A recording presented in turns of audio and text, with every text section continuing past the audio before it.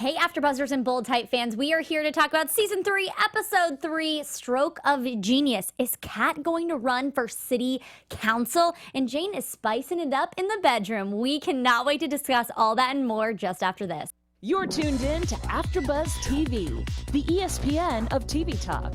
Now, let the buzz begin.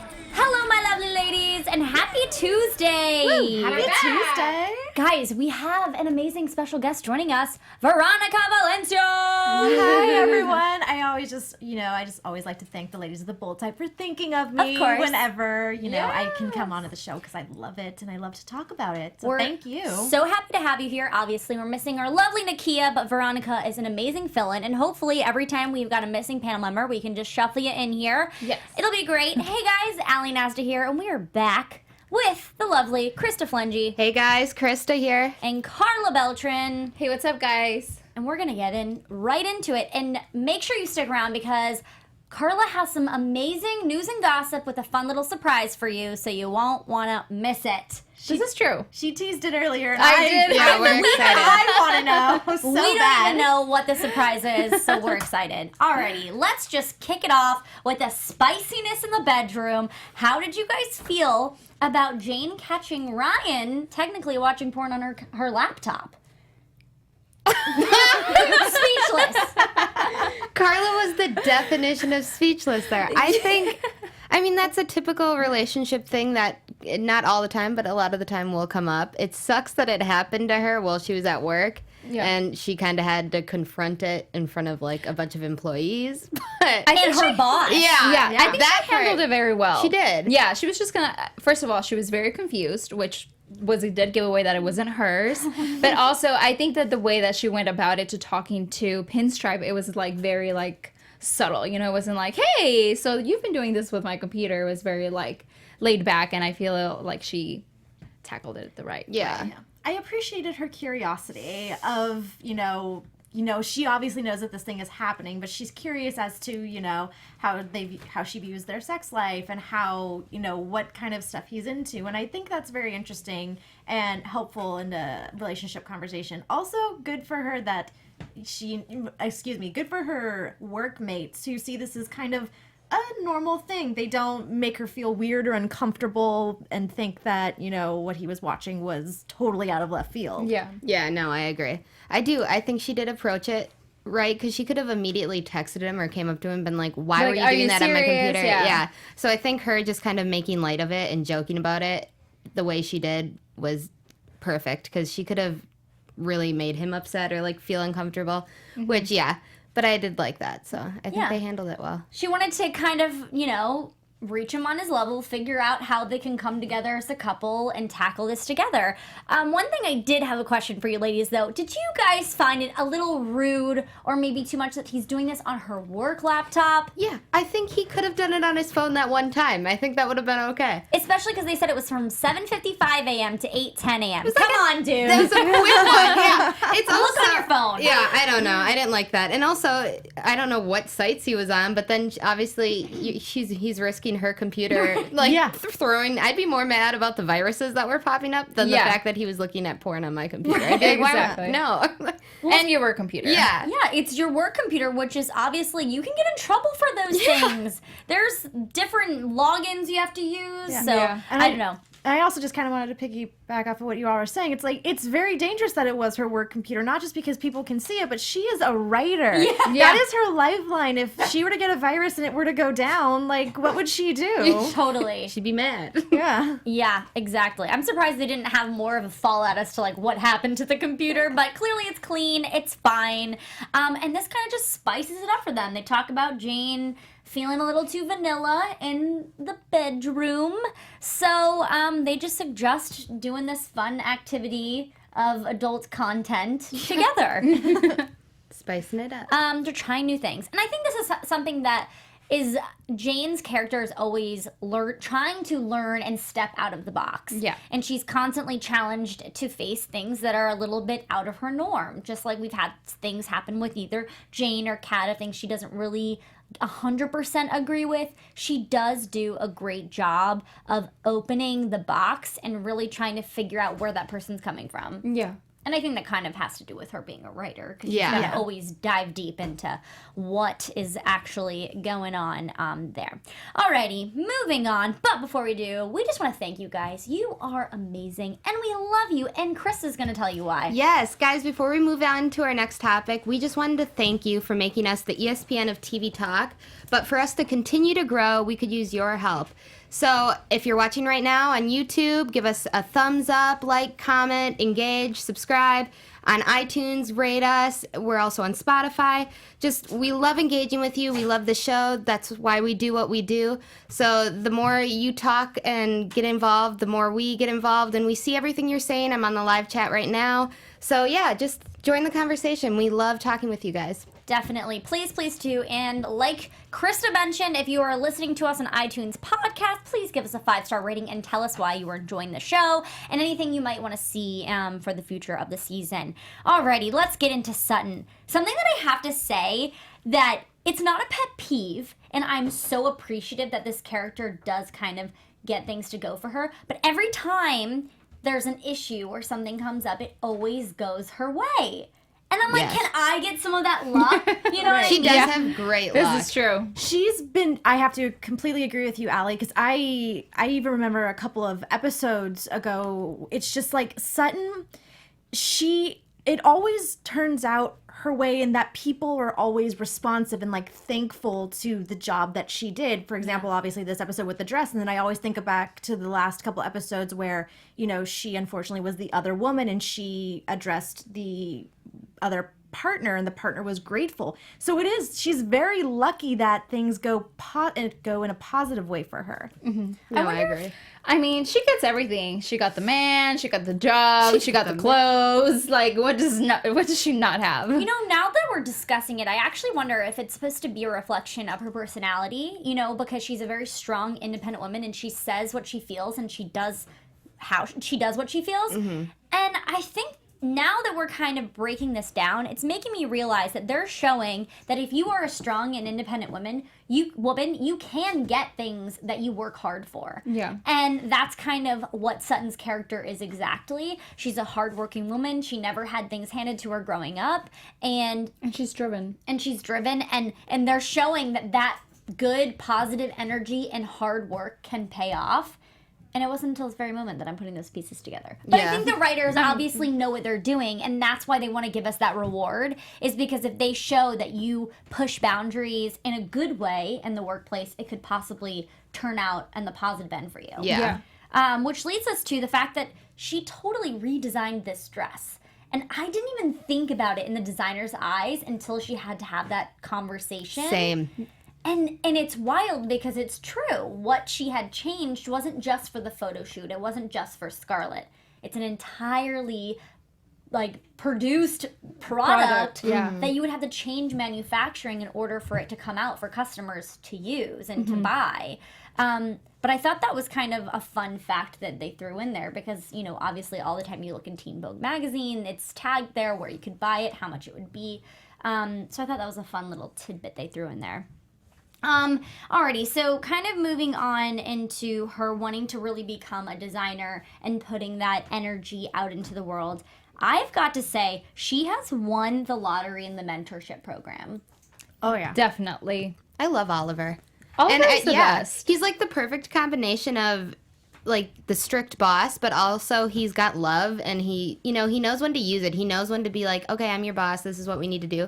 But he also like speaks the truth and he's never like not honest with her, which is perfect. Like today he was like, anyone else would tell you to go mentor under a fashion designer. But like, he's right. She's working at a fashion magazine like a magazine where that's such a vital part of its being. So that's great. That's like a mentorship in itself. And I love the fact that he even gave her facts that went along with it. Where like, oh, Vera Wang worked here for 17 years, and then she became this amazing like. Which I love that he just threw that out of his back pocket. He knew the exact time that Vera Wang worked at. You do. which is amazing. So I've got to ask you guys. Oh, sorry. What were you saying? Oh yes, no, Allie. I just wanted to say that like I love their relationship in general. I feel like it's a very good give and take, a very good balance of give and take. Oliver sees that Sutton puts in a lot of work, and Sutton knows that she puts in a lot of work. So I like the fact Sutton doesn't necessarily feel shy when it comes to asking for advice or feel like, you know, asking for something is going to take her back a few steps because it would look bad in his eyes. I really like the mutual respect that they have each other and that they're able to kind of give a little bit and receive a little bit. Yeah. That's a great point that you bring up, and I really want to hone in on that for our topics that we're going to discuss later in Bold Topics. And please remind me, because it's more about the being... Sometimes we hold back on things that we want to tell our bosses because we're afraid they're going to see us in a different light in terms of what we actually want for our career and future. But those are the very people that are going to get us to the next level. Yeah. So we have to kind of be open a little bit. So I think we should hold on to that topic and discuss it a little bit more later. We talk about mentors and kind of know when to pinpoint when one is one. So we'll hold on to that and put that later. But in the meantime, too, I do want to keep continuing to discuss her really trying to transition and figure out what her next steps would be. How did you feel when Oliver was telling her, like, you know, this could be your job one day? What did you guys see was going on in Sutton's mind during that moment? Well, in the beginning, I thought she was going to be stoked because for the longest time, we've been thinking that this was her end goal. Like, being at Scarlet and ending at Scarlet was, like, her ultimate goal. But once Oliver said that, she was like, oh, yeah, like, that's what I'm working towards. But then she was like, oh, that's what I'm working towards. And I feel like it wasn't as satisfactory as it should have felt. And I feel like the audience was able to feel that as well. Mm-hmm. Yeah. And I think it's great that we are focusing on kind of her career and how she's going to progress to get there. Because a lot of the time, we, as young professionals trying to figure out where things are going to go, we don't know how to get there. And they're showing her that, like, she's asking the right questions. She's doing the right steps to get there. Yes. Do we have a little bit of malfunction going on? I hope this wasn't Paco. We've got a puppy in the studio, guys. Yeah. We didn't want to... Full disclosure. If we look a little, something's going on, that's what it is. Super cute distraction. Super cute. Mm-hmm. But yeah, and something that is really important, too, that we're focusing on her career and her progression there is that what I've noticed is we've kind of, in this episode in particular, strayed back from the Richard and Sutton relationship. We don't need it shoved in our face to know that there's a healthy relationship going on behind closed doors. We spent a lot of last season for them to get to the happy place. It's like we understand that they're in a happy place, but I just kind of also wanted to go back to Sutton's career. Again, kind of, I like the fact that Sutton had this issue that she had to fix this episode, because I feel like for the longest time she hasn't had the chance to design, and the fact that this issue came up kind of allowed her to fall back into that and kind of re-spark that passion that it had in her of like, oh yes, I do like to design. I kind of forgot about that for a little bit because it never came up. And also it's been so heavy about her relationship that I think we got a little sidetracked as viewers about, you know, she is a very career-driven girl, and in earlier seasons we got to see that, or even in earlier episodes. So I like that they're kind of bringing it back, and we're like, okay, we know she's content with Richard, they're happy, and like now we can see Sutton doing Sutton again. Totally. Yeah. I think that's great. And Sutton's always, I don't know, she just has such a great head on her shoulders. And something that I found very, very strong of her is the way that she was able to discuss Alex's situation with him. So let's jump into what Alex is going through and how he is, you know, writing this new dating column for Patrick, and he wants to write about this amazing short story that he heard that's from one of his old coworkers, which turns out to be an ex that he dated. This story was crazy. Mm-hmm. Oh no, yeah. Yeah, the fact that seeing him come to terms that it was him was kind of eye-opening, because he looked like he was like, that's so, it just goes to show the perspectives are so different in any situation that you're in. And he was like, I just always saw everything happening this way, and now I'm questioning everything because I saw it from someone else's point of view. I love the fact, Krista, that you brought up perspectives, because it's true. And that's something that I will always commend the writers for on the show, is that they do such a great job of giving us all different points of views, all different perspectives, so it's not ever like we're focusing on one. And it's just, it's really smart of them. I agree. Yeah, definitely. And I love the way that he went about it, you know? I think he was very mature, and it showed a different side of Alex that we hadn't seen. We know Alex is like fun and the guy that you go to for advice, and this time it was like his turn to be a little bit more serious about a topic, and I think it was really enjoyable for us to see.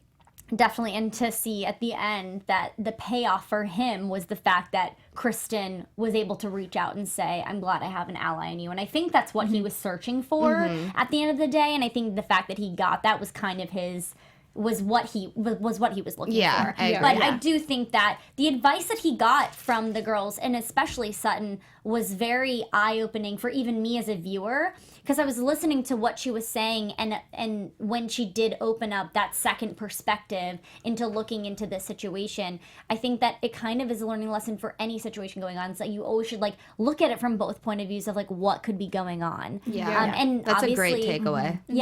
And obviously the show does talk about bold topics. They talk about things that we're all so scared to talk about, and they open up these windows in order for everybody to kind of discuss and figure it out, and they do it for us, which is always so great. Something that's not so great, that really, really frustrates me, is the dynamic between Jacqueline and Patrick. Because Patrick, I'm sorry, but I don't like him. Nope. Whatever they were building up in the first episode, it has completely gotten lost to me. I was going to say, because in the first episode, Jane clearly came out, made it a point that she does not like him. She doesn't understand why he's kind of taking on this new role of a leader. And then we have that moment of like, oh, he kind of seems like a nice guy. And now, like you're saying, Allie, the dynamic between both Jacqueline and Patrick, it's so weird of like always trying to one-up each other. Right. And I don't know what they're going for. No, can't he even one-up her? No, and I feel like Jacqueline isn't trying to one-up him necessarily, as she's just trying to like show him her, establish her dominance because she has been there longer. And not even that, but she's just like, we're separate entities. I'm online, we've got online, but it's just, it's almost like he's being immature lately, because I don't even know. You guys are two separate things. Do your own thing. Use each other. He just like seems so hurt by everything, and every time there's like something he can have over her, he wants it. And I don't like this side of him. It's making me angry. Me neither. Before I was confused. Now I'm so not confused at all. I'm totally Team Jacqueline. Definitely taking Patrick out of the whole picture. And I don't like the fact that he's stepping over her toes, and he doesn't even know how long she's been working there for. Like, that already tells me enough that he hasn't done the research for the company that he's working for to know enough to respect the person that like has been there the longest. And like, if they were going to choose somebody, they would choose her over him any day, because I would choose her. I have a question. Feeling a little insecure, I think. I have a question for you guys. Do you think he's just trying to protect his own skin, in the sense that like he was brought on for a very specific reason, and if he doesn't deliver, then he could be out the door? So do you think he's just trying to make it seem like he's better, or he can bring in more than Jacqueline could? I think he's feeling a little insecure. Like I said, I think he's figuring it out, and I think he came in thinking he'd be the dominant one, and he really underestimated Jacqueline, and now he's like, oh, I've got my work cut out for me. She's good, and I have to deliver. Yeah, and what's very strange is his approach to being a boss. And something that I wanted to talk to you guys about is, how do you approach a boss like this? Because clearly he's doing it in a very competitive nature, where he's almost trying to poach employees that work for Scarlet. He's like trying to poach them and pull them away from the magazine to solely have them for the .com. And I just find this really, it's a malicious way to work, because instead of wanting to collaborate with Jacqueline, he's wanting to poach her people, to kind of silo them, to make them just work for the .com, and by eavesdropping, because he's been eavesdropping on all the different conversations happening, and that's why he's always in the bullpen. He's always there trying to figure out what's next, so then he can just kind of silo it and be able to bring himself up. And I think that's my biggest pet peeve about him, is because I want him to work together. I want him to bring everybody together, and he would be that like mending piece in the middle, because clearly you've got the board probably positioning this guy to run the .com, to kind of take over, because digital's the future, or whatever they're probably telling that person. But then you have Jacqueline, who's been running this for forever, has more knowledge than anybody could really put in. So he could be that mending piece to putting those puzzle pieces to fit as in one unit. And that's so aggravating. It is. Because he's siloing everybody and trying to make it a competition. And that's just not going to work. This may not be an entertaining aspect from a viewer's point of view, but I'm very curious on, like, you know, they're leaders of two different entities at the magazine, but I'm like, doesn't he have his own team, and is he not technically allowed to, as you're saying, Allie, poach other people, or can they say, oh no, sorry, you know, I strictly worked for the magazine, or I only write for the .com? Like, that's just something I'm curious about, but I don't know if like other viewers would be like, yeah, I want to know that. I kind of questioned that too, but I think he said it that, like, she was like, because when he told, in the first episode, he asked Jane what she wanted to write about, and she said, oh, I only work for like the magazine part, like the editorial part. And he's like, oh no, like he said that whatever piece she was writing would be better for the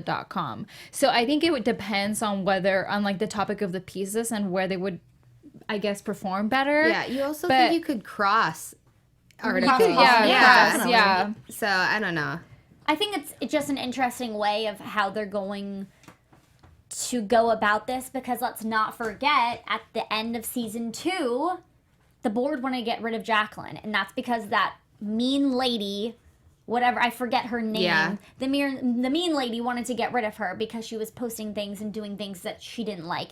So I think this might still be their MO, and this is a way to, I think they're trying to push Jacqueline out, because if you're thinking of it from a business standpoint and like in real life, I think we've talked about this before, is that it's easier to push her out rather than to fire her or to give her severance or something. And so I think that Patrick is like that little push, you know? Yeah, that clawing his way in. But she said in this episode that she really likes it there right now. Well, but she has no control over. But if they keep doing stuff like this and Patrick just keeps weaseling his way around and taking all our stories and writers, it's gonna be an interesting storyline to play out. It's so, and I find it so aggravating. It's like, we love Jacqueline. I love the advice that she gives. I feel like she has so much insight to offer. She is Scarlet. Yeah, basically. All I know is that they can't get rid of Jacqueline because Jacqueline makes the show. So, So bye, Patrick. So never get rid of her. See you later, Patrick. See ya later, Patrick. Patrick who? Yeah, we're already over it. So Kat is moving on to new things and new endeavors. Question. Obviously, she's volunteering. She seems to really hone into this political stuff, and she's really naturally good at it. Do you think that she's going to run for city council? I think she should. I mean, yeah, I remember when she was up there talking to her speech, which we've seen this a couple times now. She's really good at it, and I don't even think she realizes it. But even to get up there, that takes like a lot of confidence and some chops in the public speaking department, and she's got it. And obviously, in this case, they need someone that speaks to the younger generation and those that aren't voting but can. And I think she'd be a great person to get them out and do that for. Yeah. I think Kat has everything that would make her an ideal candidate. She has, you know, the young vote. She has the reach because of Scarlet. You know, she has like a personal background that, you know, she wants to fight for things. And so ideally she would make the ideal candidate, but it's so tough because, you know, as we saw with Sutton this episode, she kind of got a respark in something that she's passionate about. And we've never really dived in with Kat with her career. Yeah. She always seemed to really enjoy being the head of social media. Yeah.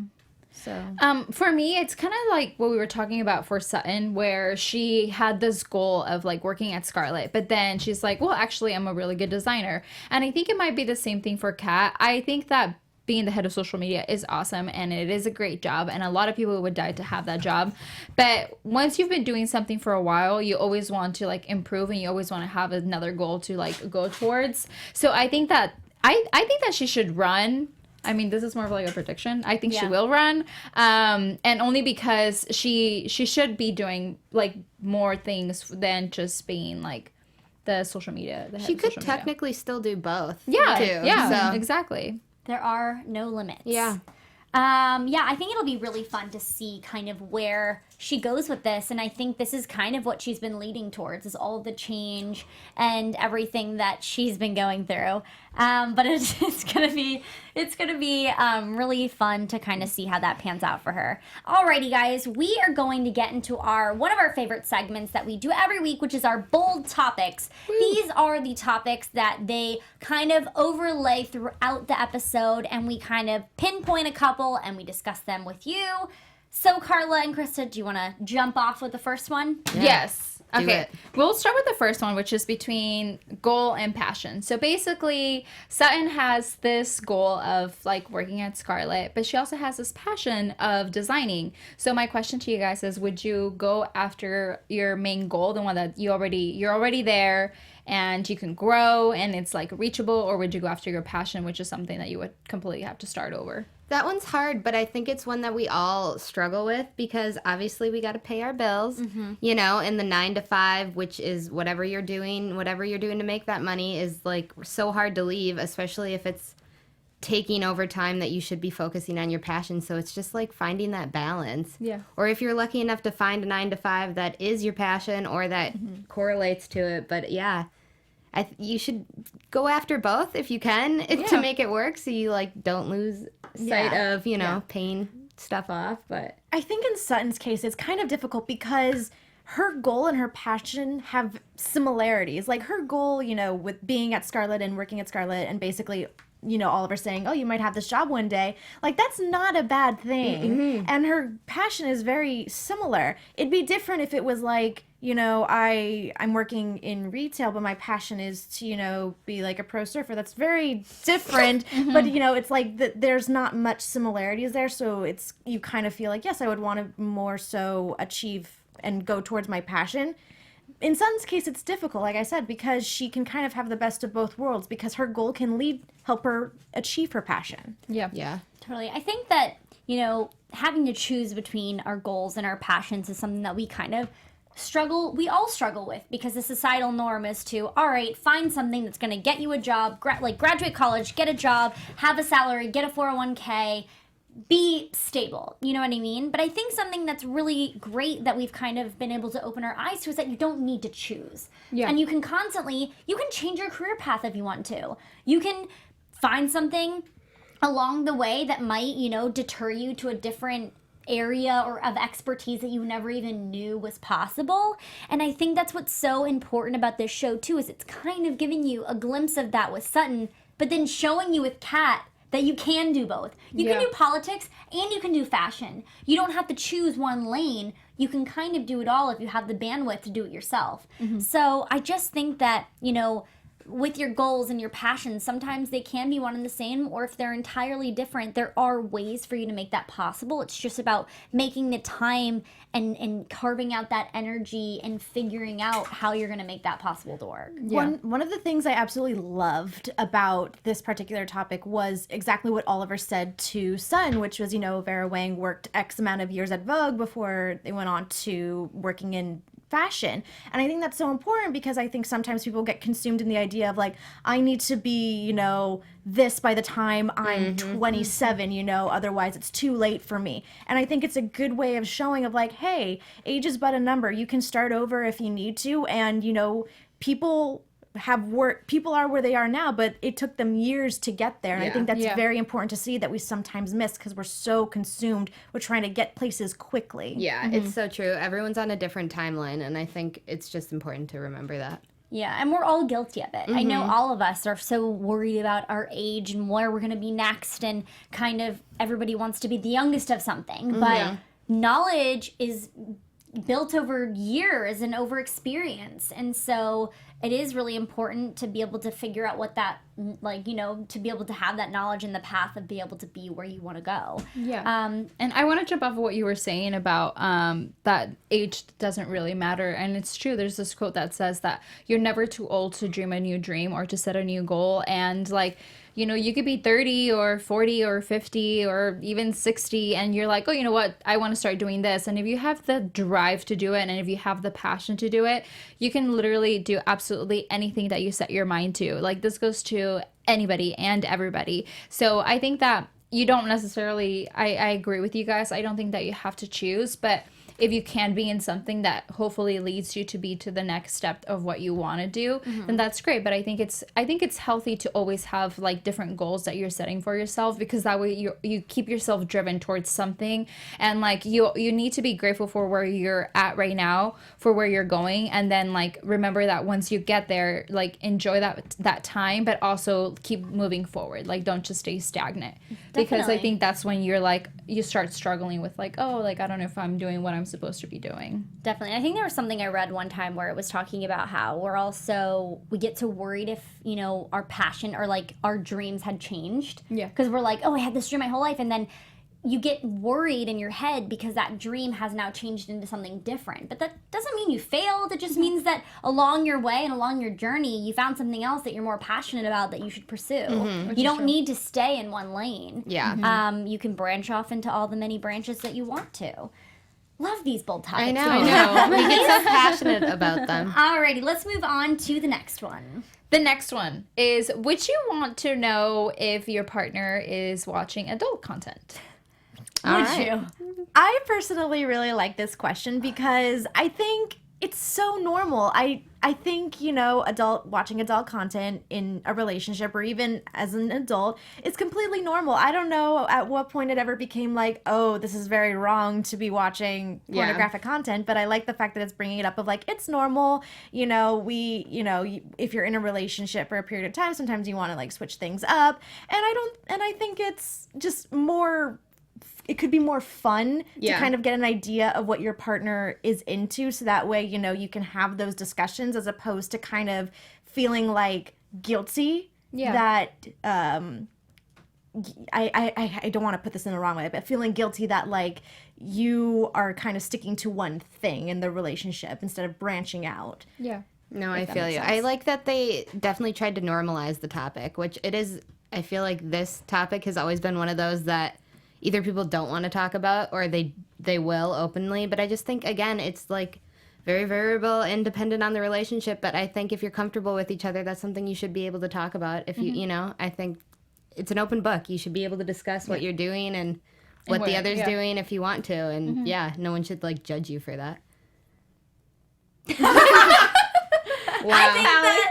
I think that Jane approached the situation as mature and as anybody in a relationship could. I mean, she did it in a great manner. Yeah. I don't know. I can't even put words, but I think she approached the situation the best that she possibly could in order to have an open mind to whatever her partner was into. Yeah. I think it depends on the relationship, who you're with, like what your partner is into. But if you are in a healthy relationship, you guys will talk about everything. And I don't think like your partner should hide anything from you, and neither should you. So next topic was about mentorships. And the question is like, how do you know when you have a mentor or when you should ask for somebody to be your mentor? Right. And what was I, guys, I told you to remind me. What was I saying about mentors? About Oliver's son, healthy balance of give and take? Yes? No? I don't know what dang it, I said I didn't want to forget. You guys go on. I'll remember it. I think when there's someone like Oliver in your life that you just know, the fact that she felt so confident to come up to him and express that right after he was like, you know, I'm grooming you for my job. And she was like, that'd be great. But also, I have this passion. Yeah. So I think that right there, if you have someone that you can trust with something like that and you're not afraid to, you know, tell them something like that, then you know right there that's like a great mentor, because you can be honest and you can tell them all those things and they're going to be honest back and help you in any way they can. I think I remembered it. Yay. Okay. It was more so not being scared to really pick your boss's brains or your mentors or whoever it is about their knowledge of what they know. I mean, I think I'm even guilty of this, and I'm sure we all are, that sometimes you want to position yourself, obviously, in a very professional fashion, but then also you have so many questions because you're growing and you want to know about their journey and their path.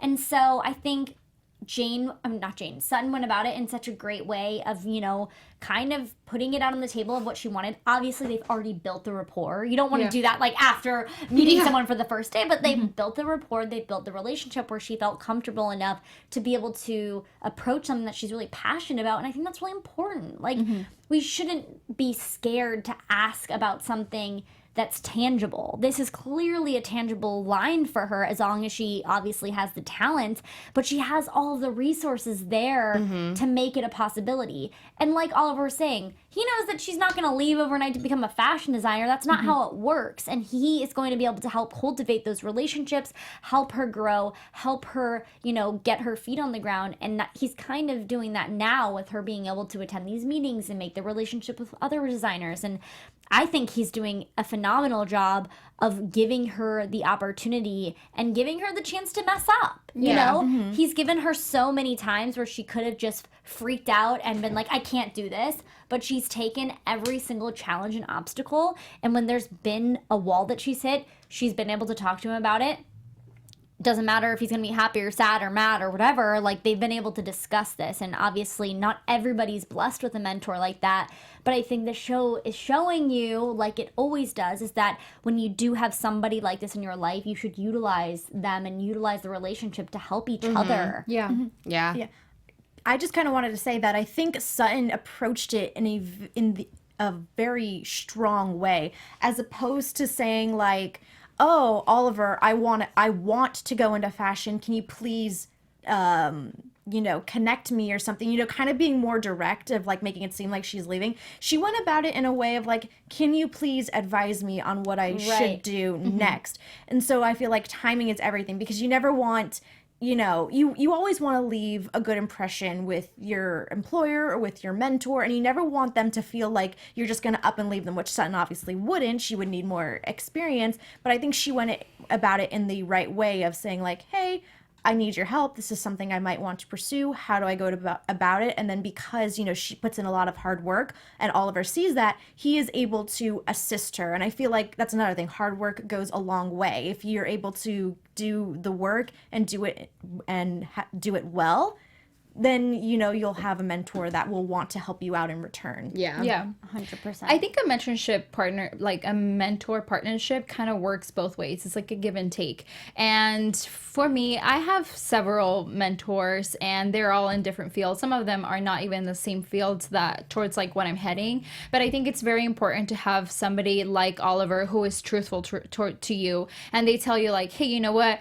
It's going to take time, but I can make a phone call and help you get started. And like that's huge, the fact that Oliver even offered to be like, hey, you know what, like, yeah, you don't have to take over my job. And he wasn't like upset at the fact that she wasn't going to follow his footsteps or anything. So it's important to know that your mentor actually understands what your end goal is. And I think that their relationship is like super healthy, so it's good. I'm gonna speak to this a bit just because it's interesting hearing you guys talk about mentorship programs and like what a mentor should be to somebody.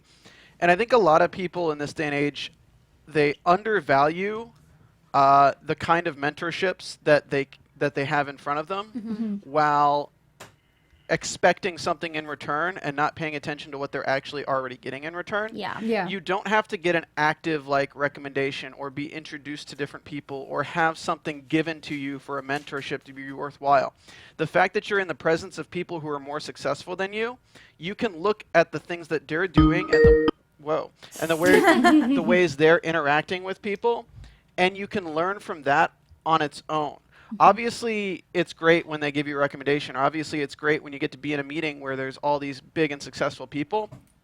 But a lot of people really, really, really undervalue just the fact of getting to observe, because there's millions of people in this world that don't even get that. Yeah, That's totally. so true. That's true. It's a really great Thank point. you for that. Yeah. No, that's a great point, Stephen. And I think a lot of us can take that away with our day-to-day, because you learn by example. And you can learn when it's just like if you had an older sibling and you saw them get in trouble, you knew you did not want to make that same mistake. Yeah. And that's kind of what your point is too, is if you were in a room with those, like listen and put your phone down. Like, Yeah, why are you on observe. your phone if Yeah. you're in a meeting with higher up people? Not necessary. Yeah. Stephen, we appreciate your advice. Yes. Thank you. You are awesome.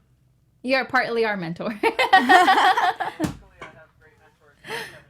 Yes, Yes. as we all do. And I mean, we can't thank them enough, because we've been able to learn by example from all of the opportunities Yes. they've provided We're doing us. it right now. Yeah, legitimately. So thank you, Kevin and Maria, for everything, as always, because you're amazing. Thank you. Alrighty, guys, we need to get into our news and gossip. AfterBuzz You guys. Karla, take it away. I got some juicy news today for you. So first of all, I wanted to start out. I've talked about basically every single cast member besides a few. So I wanted to talk about two of the very strong ladies from the show, which is going to be Melora and Nicole. So first of all, we're going to start with Melora. Melora, she's like our girl Megan Fahey. She went to Beijing, China for Easter. I mean, what beautiful place to receive Easter at than Beijing, China. And I was doing like some background work trying to see if like, oh, is she out there for work? Should we be looking forward to something new?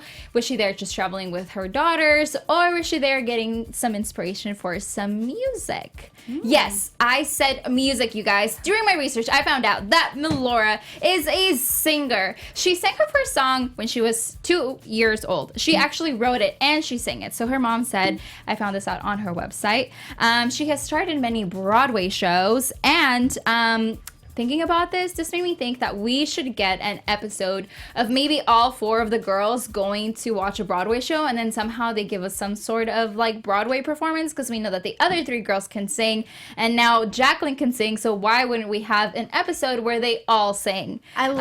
I love that idea. I am a sucker for a musical episode. That would be so great. I would be all about it. Yes, I mean, the girls did state in an interview earlier during the season that that's their favorite episode where they got to sing. And there is a clip of she actually sings the cover for The Greatest Showman. She sings Never Enough, and her voice, I literally watched this video like 3 times because like I wasn't really sure what part to like cut it and to bring it into you guys, but if you just listen to her voice, I am already overcome with like she's emotion. Not bad at all. Because she's so good. Yeah. This song itself will get you, and she's doing such a great job. Oh my gosh, I'm so happy right now. You guys. And if you want to get some more songs from her, she actually has 3 CDs. What? Well, yeah, Wait, she has 3 CDs released out. One of them is called All the Way to Mars, P-U-R-R, and then the Melodrama, which I think is probably my favorites. I've kind of listened to a couple of their songs. These titles. And I was like, I know, exactly. Or I is was it like, Pure? Oh, like, you know, or Pure. Pure, like, Pure. Or it could be Pure too. Either way, I'm intrigued. Yeah. Well, what's more pure, what's melodramatic than Jacqueline and Joanna Coles actually hanging out together. You guys, I found this picture on Melora's Instagram of them. I think this was taken during October, so I believe this was Paris Fashion Week or one of New York, or perhaps New York Fashion Week. And I thought that this was so incredible. She speaks wonders about Joanna, and Melora did state in an interview with Teen Vogue that fans of the show often come up to her and express their desires for mentors in their own lives, which I thought was really interesting because that was a very heavy topic for us today. And she hopes that the Bold Type can be a form of that for young people just getting their foot into their careers, which is great because honestly, the show is very emotionally like invested in the people who are going after their goals, and I think that it's great that we're learning not only from the girls themselves but also from the lady herself, Joanna Coles, and Melora, who plays her. I love it. Yeah, right? I was like livid when I was watching all this. awesome. It was really hard to decide what to talk about her. Okay, moving on to our next topic. Nicole Bosheri, Miss Adina. Where are you? You guys are probably wondering the exact same thing that I am. Is Kadena going to happen again? I have not a spoiler alert. It's not a spoiler alert because it was basically in another interview with Just Jared Jr. They said, Nicole stated that Adina will be part of season 3. Ooh. So she's completely not out of the books. We will be seeing her again. And Aisha said that season 2 was the middle of their story. What does that actually mean for us? I have no idea, but I guess we'll just have to tune in every Tuesday to find out. Yeah. But something else that we get tuned into, you guys, Nicole is going to be the star of a new LGBTQ drama written and directed by Sam Abbas. It's going to be called Elias Birth, and she is going to lead along with Porna Johannathan, which I think is looks really interesting. I was reading the logline. It says that it's going to be about a rocky relationship between a female couple that forces them to spend the night apart. And it is set to begin shooting in New York this summer, which means that if season 4 for The Bold Type gets picked up, she will already be down there, like super close to Vancouver, where she could go film the rest of The Bold Type. So just make it happen. So here we go. # renew season 4 for The Bold Type. So yeah, that's my news and gossip for this week. Karla, thank you so much. Always so informative, always so fun. I love hearing these new fun tidbits about our favorite characters in The Bold Type. It is obviously one of our favorite shows, and we're very invested in everybody. So I appreciate you for bringing this in for us today. Alrighty, guys, let's get into some predictions. And now, your AfterBuzz TV predictions. Veronica, we're going to start with you. Oh my gosh. Okay, so I do think that Kat will play with the idea of running for council, and maybe she'll actually do it. I would love to see her finding the balance between the two, and I would hope that she can make it work. Obviously, she probably will. She's Kat. Honestly, guys, I don't know how you are, but I'm really satisfied with Jane and Pinstripe, and I love the fact that she finally kind of opened up to him about all of her health issues. I think it's very important in their relationship, and so I'm just very excited to see more about that. I hope we never go into like a rocky place, or at least not anytime soon, because I'm really enjoying this like beginning stage of their relationship. And as far as Sutton goes, again, kind of like Kat, I'm very intrigued to see what steps she'll take next towards design if she feels like this is her passion and she really wants to pursue. So I'm very excited to see what creations she'll make that are not designer dresses. Yeah, I think that, like, balling off of that, something is going to go wrong with Sutton next week, which we kind of saw in the previews, but we know she has to make that dress. It's part of the application. So, yeah, I don't know. I don't know what's going to happen, but I think it's going to be a little bit harder than she thought. Maybe it's like taking on that kind of a task while working her 9-to-5 job. Maybe she's going to find it more difficult than she had originally intended. Are Jane and Pinstripe going to move in together? What are we doing? Because she hasn't been looking for roommates, and he's been there every night, so I'm thinking maybe that's going to happen. We discussed it a little bit last week, but I'm like, she hasn't been, like, actively searching, and someone's going to need to pay rent soon, so I like your prediction. I don't know. You mentioned it last week, and I feel like that's where they're moving. I don't know. It's like, honestly, is he already moving in? All the talks about all this is just, I know I should keep this far off the brain, but I just feel like these relationships are so great and strong. I just see them getting married. I'm like, are we gonna get a show where we get like married people and then date? Like, I think that'd be awesome. But then also I'm like, but then it kind of cuts your story off a little bit, because if you want to drag it out to multiple seasons, there's got to be some sort of drama, and you can't just have them get married and whatever. Yeah. So, guys, sorry, I just jumped in. That was my predictions. We're moving fast with them. I like seeing happy couples, though. Me too. It's almost too happy, though, so I'm worried. But that's the thing, is that these couples are so great. We talked about this last week. That it worries us because we love them, and I just can't imagine Jane with anybody else. No, me either. Yeah. Even Ben now. I'm like, no, that just didn't work. Yeah, bye, Ben. Like, who Ben? Ben who? Remember when we were in love with Dr. Ben? Yeah, we were like, Dr. Ben, team Dr. Ben. And he was, like, yes. Who was His Dr. name Ben? was very satisfying. Yeah. Dr. Ben. Dr. Ben.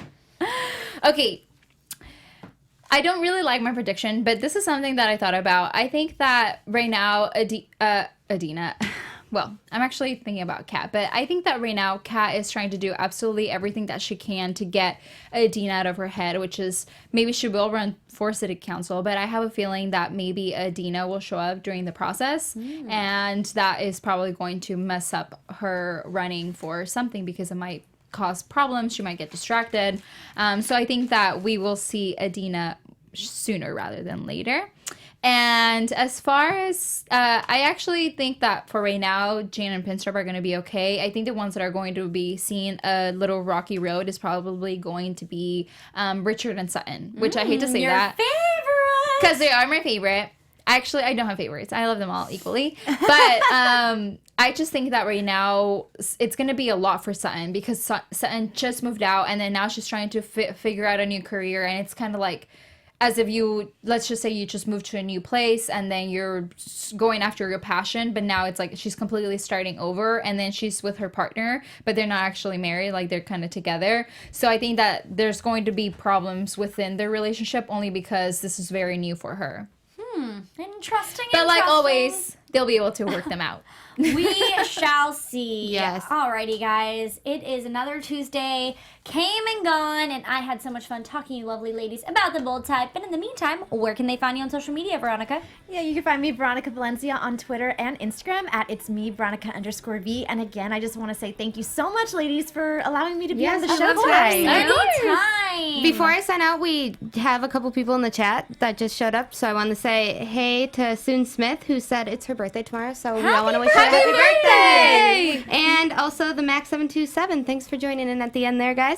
And you guys can find me everywhere, all over social media, at Krista Flentji. And you guys can follow me on Instagram at I am Karla Beltran. And hey guys, Allie Nasta here. Follow me on Instagram at AllieGirl. And of course, follow AfterBuzz TV on all social media platforms. We'll see you next week. Bye guys. Bye. Our founder, Kevin Undergaro, and me, Maria Menounos, would like to thank you for tuning in to AfterBuzz TV. Remember, we're not just the first, we're the biggest in the world, and we're the only destination for all your favorite TV shows. Whatever you crave, we've got it. So go to AfterBuzzTV.com and check out our lineup.